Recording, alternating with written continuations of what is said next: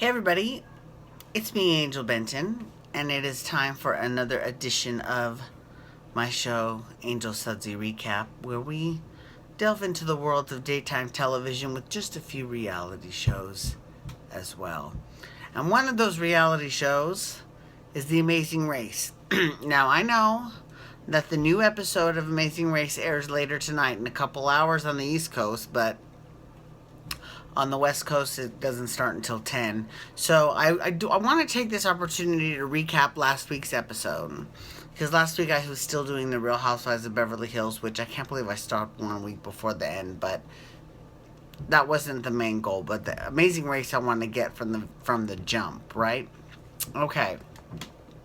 So for the Amazing Race, every year they have, not every year, but a lot of times, oftentimes they have some sort of gimmick, right?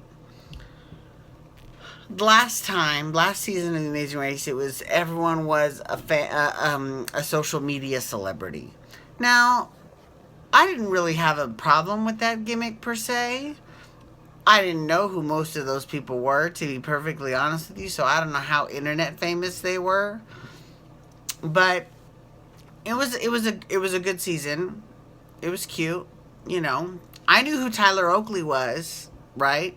I didn't know who Corey, his partner, was, but I knew who Tyler Oakley was. And there were a few others that I did know, but I didn't know everybody. And, anyways. But that was fine. That was a gimmick that wasn't that bad, right? One gimmick that failed and flopped horribly was the one year they had, they had half couples and half people on their first date. The race is their first date. I don't see any love matches coming out of that, but it doesn't matter because I don't want to watch a dating show. If I wanted to watch a dating show, I would watch The Bachelor or The Bachelorette or Are You the One or any of those other fucking dating shows. Who cares about that? I don't. I want to see The Amazing Race because I want to see the challenges. I want to see people, whether they fight or not.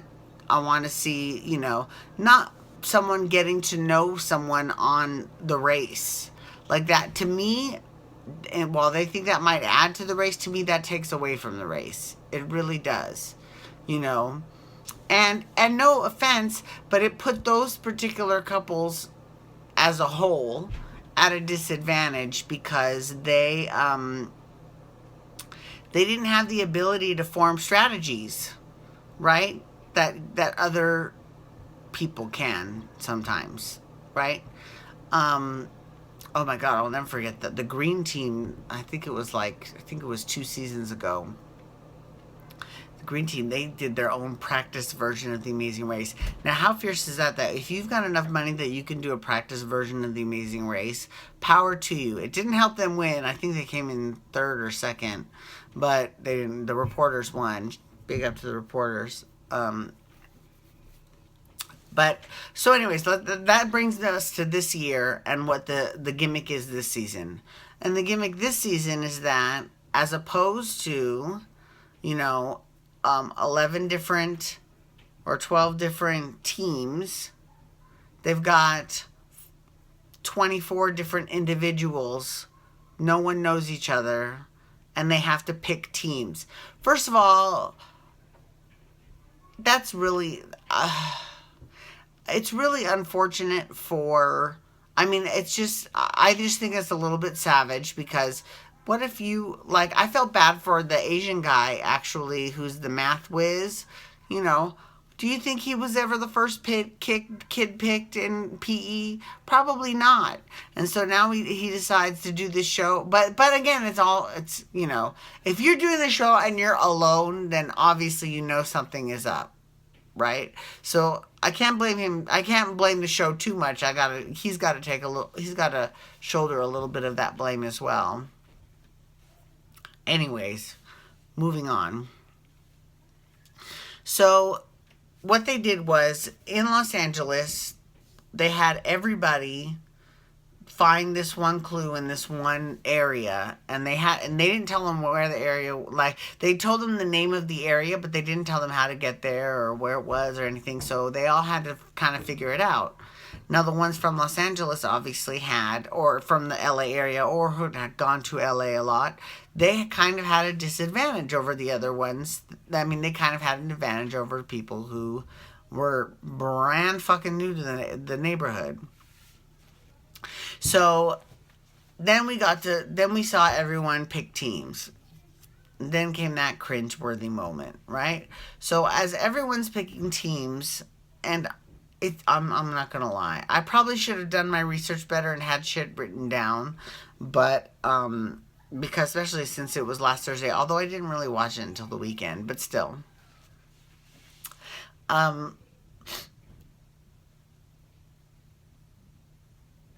I don't know what people's names are.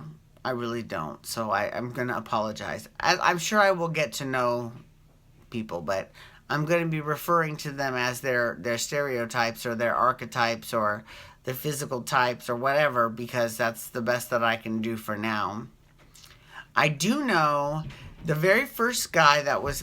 now I give this... The guy who won... the one who won, and so you basically, the first person that wins has the first pick. The person that comes in second has the second pick, and that's how they play it until the very end. Now the guy that won, I give him mad props, not because he chose this guy whose name is, I think his name is Redmond. Maybe Redmond might be someone else. But he's this guy with one leg. And he's got prosthetic leg for another leg. But he can switch them out to all kinds of different ones. They showed that too. I mean, it was actually genius. Because that guy's got mad upper body strength. So anything that requires upper body strength, he's got that guy on his team. Smart, because most people will be like, oh, he just has one leg. I don't want to, he's going to hold me back. Wrong. And they totally came in first, the first challenge. So I'm just telling you, you never know. And it was genius. It was genius of him to do it. I'll tell you one team, I remember their name, the Team Will and Grace. There was this and I think the guy that picked him was gay. If I'm not mistaken, there's two gay guys on the show. One of them is gay, and he's the one that picked the girl, and they're the ones that are going to have the biggest problems because they're not going to get along. They're already having issues already, and it's just and that was episode 1, so I guarantee you they're not going to last that long. But the other one, the gay guy, is the one that picked the guy with one leg, I think. And I never would have guessed he was gay, but and God bless him, because that is the gay community. Like, there are people that you can totally be like, oh yeah, he's gay. And then there are people you're like, you would have no idea. You're like, oh my God, wow, okay. And they're both just very open about their sexuality. So kudos to both of them. Okay? So, anyways, was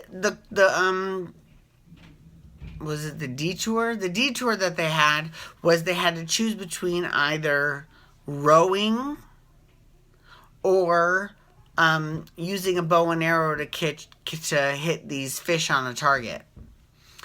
Okay, I know that from my experience with the Indian war canoes at Disneyland, that rowing, you just can't say, oh yeah, well, we can row. No, that's not how it works. Like, there is a technique to rowing, right? I helmed my own rowing team. So anyways, at Disneyland, they have this race every single year around the rivers of America. And it's actually, like, I think they go I believe they go clockwise during the year, but for that particular race, they actually go counterclockwise so that the people who work on the war canoes don't have an unfair advantage, which is smart. And I've captained my own team. In fact, I captained my own team. We were all queens, and I called ourselves the Queen Marys, right? And we did pretty good too. We didn't win, but we did pretty good. So I give our Queen Marys props. But anyways, moving on. Rowing is not easy. You've got to dig, you've got to be timed, and you've got to, you really have to be on top of where you're going. Like, you got to steer as well. And it was painful because a lot of these people were switching back and forth. I saw so much indecision at this detour. And again, it's because these people don't know each other. They don't know each other's strengths and weaknesses. It's not going to be... I just find it painful to watch.